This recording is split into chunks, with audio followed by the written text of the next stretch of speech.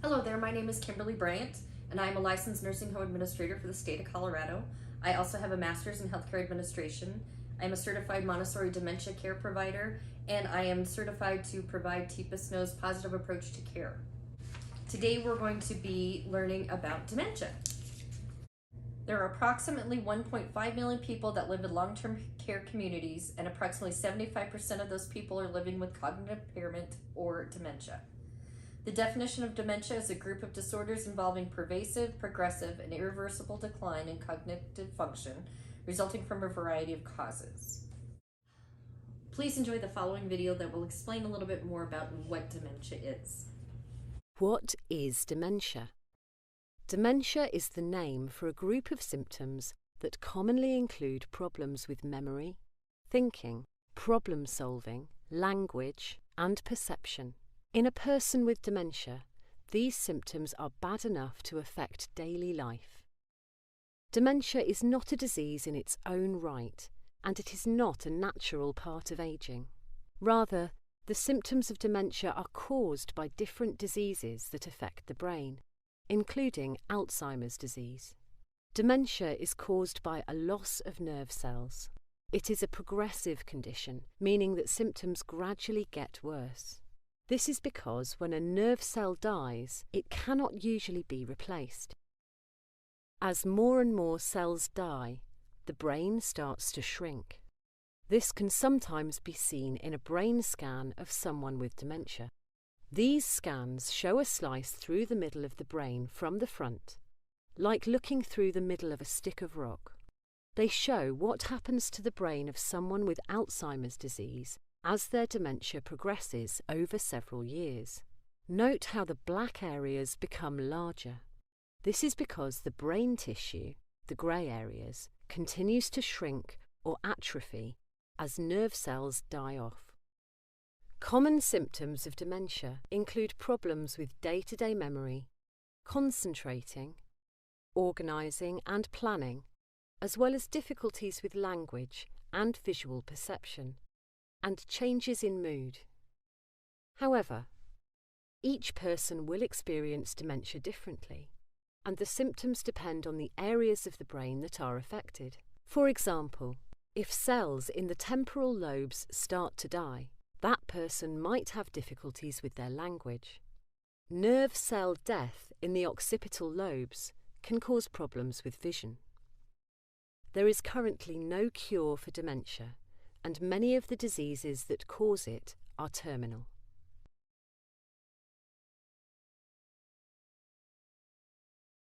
Causes for dementia. Cerebrovascular disease is when the blood vessels of the brain are damaged or brain tissues injured due to lack of blood flow, oxygen, or nutrients. There are about 5 to 10% of people with dementia that have only vascular dementia. Alzheimer's disease is one of the most common causes for dementia. Approximately 60 to 80% of all cases are Alzheimer's disease. People with Alzheimer's have an accumulation of the protein fragment beta amyloid plaques in the brain, causing death of neurons. Lewy bodies are abnormal clumps of proteins in the neurons, and when these develop in the cortex of the brain, this type of dementia is the result. Frontotemporal lobar degeneration include dementias such as primary progressive aphasia, Pick's disease, corticobasal degeneration, and progressive supranuclear palsy. Parkinson's disease often results in difficulty with movement. They are slow, rigid, or have tremors. Cognitive impairment occurs prior to the movement disorders or at the later stage of the disease. Many people do not have just one type of dementia. Mixed pathology is often the norm for people living with dementia. The symptoms of dementia. Symptoms for people living with dementia vary. This is not part of the normal aging or a benign forgetfulness. A normal adult brain has approximately 1 billion neurons with the long branch extensions according to the Alzheimer's Association. These allow for the synapses to travel rapidly through the brain to carry memories, thoughts, sensation, movements, and skills. Other issues that arise from diagnosis that lead to dementia include impaired abstract thinking, impaired judgment, aphasia, which is the inability to use or understand language, apraxia, the inability to do complex movements, or agnosia, the inability to recognize familiar objects. Behavioral and psychological symptoms of dementia. Most of us that work with this population understand that there will be out-of-the-norm behaviors for people living with dementia. In our communities, these are things that we see daily.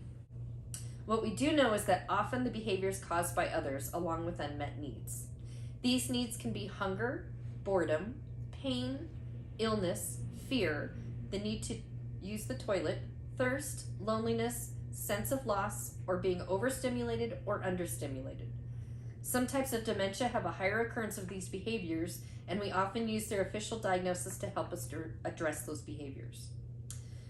For example, in frontotemporal dementia, because the front of the brain is affected, it's almost impossible to reason with this type of patient. They often get into trouble because they are unable to control impulses to hit, push, pinch, or other aggressive behaviors. People with vascular dementia wander and they hoard. Some people will be constantly hungry even if they just ate a full meal.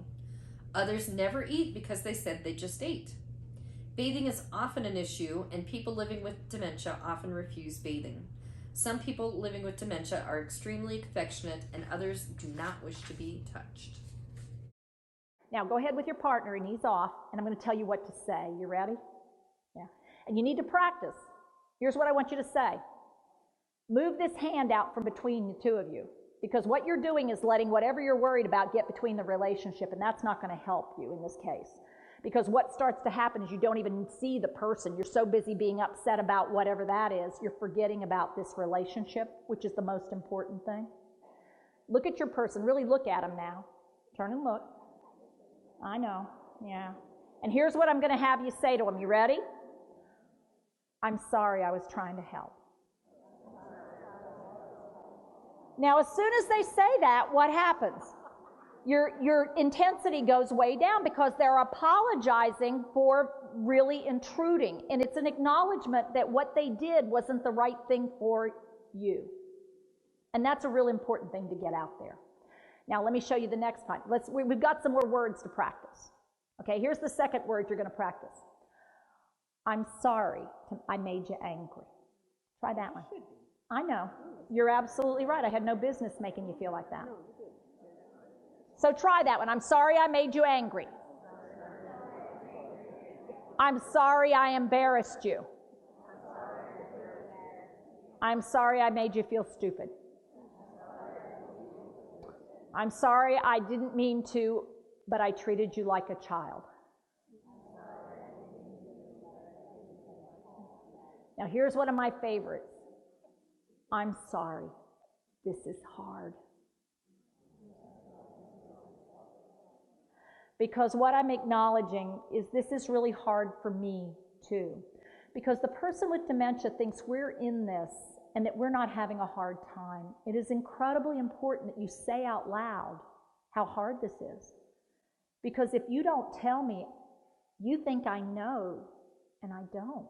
All I know is you think you're the boss of everything. All I know is you seem to know everything I can't hang on to. All I know is every time I see you, you start. And you need to be able to say, I'm sorry, Mom, this is really hard. And sound like you mean it. And you'll be amazed how many times people will immediately back down and say, I know it's hard for me too. And suddenly you're in a different place than you were. And that's because you were willing to do something different.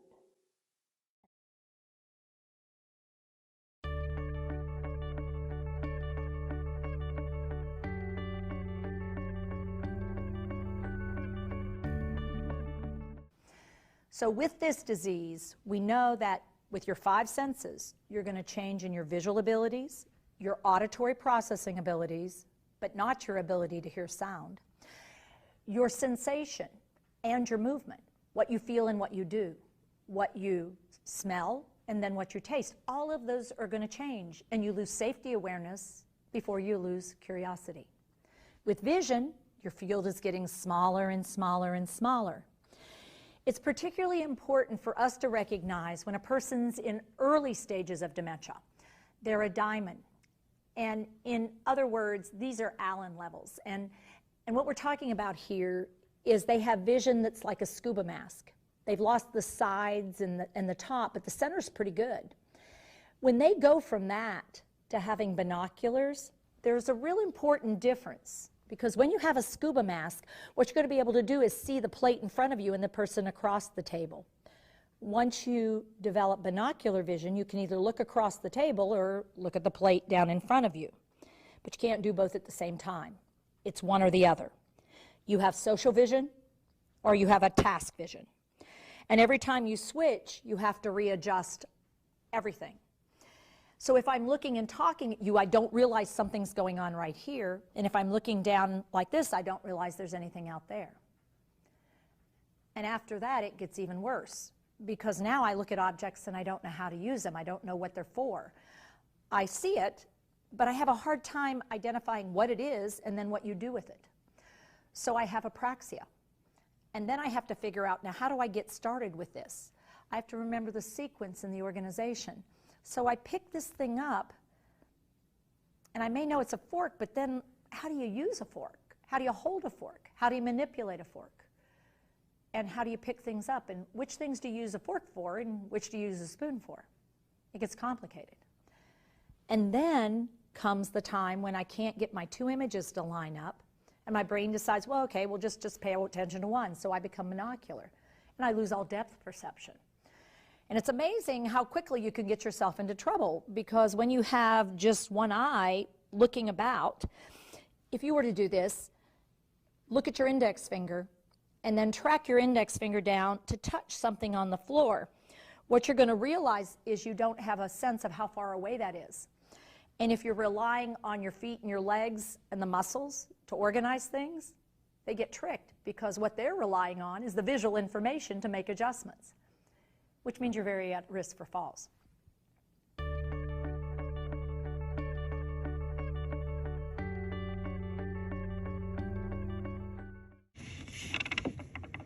Approach with kindness. Match the mood of the person living with dementia. Repeat what they say and don't take it personal. What we must remember is that the person living with dementia is still there but different. Dementia causes a progressive loss, specifically cognitive decline. This makes it easy to forget who the person was before dementia, and we do not address the psychological needs of the person. We must ensure that we do not belittle the person and their individuality. We must use our listening skills to understand the person living with dementia. We must take the time to know who the person was prior to having dementia. This will give us insight in how to speak with them and address behaviors that we find odd, disruptive, or potentially dangerous. Remember, you are not their parent. They have lived a long time and they were a productive adult. If they're looking for someone, ask them about that person instead of changing the subject. Be creative when trying to distract the person living with dementia from doing what they're doing. Use short sentences for instruction. Remember that a person living with dementia is experiencing brain death and might not be able to comprehend complex language. Never surprise a person with dementia. Always let them see you, hear you, before you touch them. Examples. People living with dementia can be angry, afraid, lonely, or bored. A female resident is visibly angry. Your approach should include similar facial expression and validation of her mood. You look angry. It's not good, is it? She states, they won't let me go. Your response should be, they won't let you go. This type of response tells the person living with dementia that you heard them. Their language comprehension is not at a level where you can go ask her a question about why they won't let her go. Often validating what they said by repeating it will result in the person living with dementia calming down. Just shy of matching their level will allow them to feel heard. A male resident is visibly afraid of something, so you would follow the same methodology as the angry resident. Residents that are lonely or bored often get into trouble. We must follow a method to understand the root of their distress.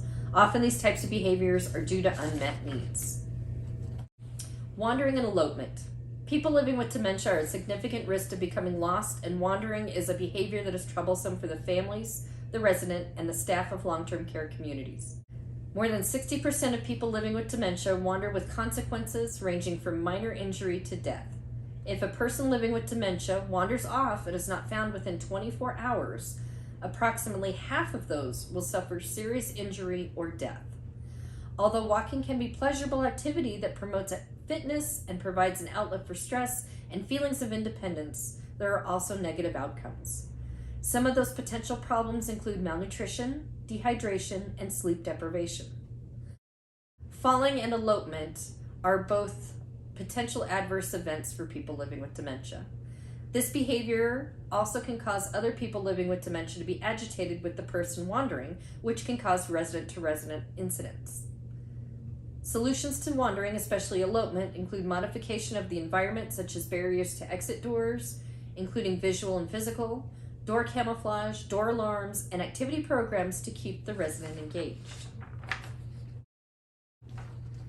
Agitation is another big component of people living with dementia and their behaviors. There's several questions you can ask about the environment and about the resident to see why they might be agitated, frustrated, angry, or sad. Are they hungry? When did they eat last? How much are they eating? Maybe offer them a snack as an intervention. Are they thirsty? When did they have a drink last? How much are they drinking? Are their lips chapped? You might want to offer them a drink. Are they wet? When were they changed last? Change them. Are they dirty? When were they changed last again? Are they tired? How much did they sleep last night? Have they taken a nap today? Maybe offer a resting place for them. Are they cold? Are they dressed appropriately? If it's 20 below out, probably a t-shirt and pants aren't enough. Is the temperature of the room sufficient? If not, provide them a sweater. Are they too hot? Are they wearing 6 sweaters? Help them change their clothing. Are they scared? Is there something that might be frightening them? Is it too loud? Is there an activity going on where there's a lot of noise and a lot of music? Maybe they need to be taken somewhere where it's a little bit more quiet. Is it too quiet? Is there nothing going on? Maybe they need something to listen to. Are they uncomfortable? When was the last time they were repositioned? Do they look uncomfortable? Are they in pain? Are they lonely? Are they bored? If there's not a group activity going on, maybe provide them something meaningful to do. Asking these questions will help you determine how to redirect someone living with dementia. Person-centered care planning. A person-centered care plan should be an ongoing process, whereas the person living with dementia changes, and so will their care plan. The experience of a person living with dementia in long-term care setting can be overwhelmed by organizational, staff, regulatory, and task-driven processes. A thorough assessment of the whole person is the first step to understanding what the person living with dementia needs and can guide the caregivers in their daily work with the resident. A comprehensive list of strategies, approaches, therapies, and joy-enhancing activities should be collected from the family members, caregivers, and other members of the interdisciplinary team to ensure that preferences, historical events, both positive and potentially trauma-related, are considered when creating the care plan. Resident preferences. Who are they? Who were they? What was important in their life? What was traumatic? Understanding a resident's preferences and past will allow you to know the person and adapt your approach to ensure their safety and well-being. If you know that a person likes a specific type of music, then that might be a good thing to help them when agitated. If you know a resident is wandering because they think it's time to go to work and that they worked as a janitor, provide them a meaningful activity. Often residents get into trouble because they are bored, and if you do not know anything about them, you will be unsuccessful in redirecting them. Everyone has preferences for food, activities, colors, television shows, and clothing. Just because a person is living in a nursing home does not mean those preferences disappear. Often understanding the accomplishments of a person will allow you to have a conversation with them that will engage them in a meaningful activity. In conclusion, dementia is a symptom. Don't take what they say personally. Validate their thoughts. Ask questions. Be kind. Dementia is a growing concern for aging adults and their families. We can be their voice. We can help them have quality of life. Remember, you are not their parent. If they were not in brain failure, they would not say some of the things they say or do some of the things they do. Approach with kindness. Never touch a person living with dementia before they have seen you and heard you, as this could cause a reaction from them that could hurt you or them. Learn about who they were so that you can better help them now.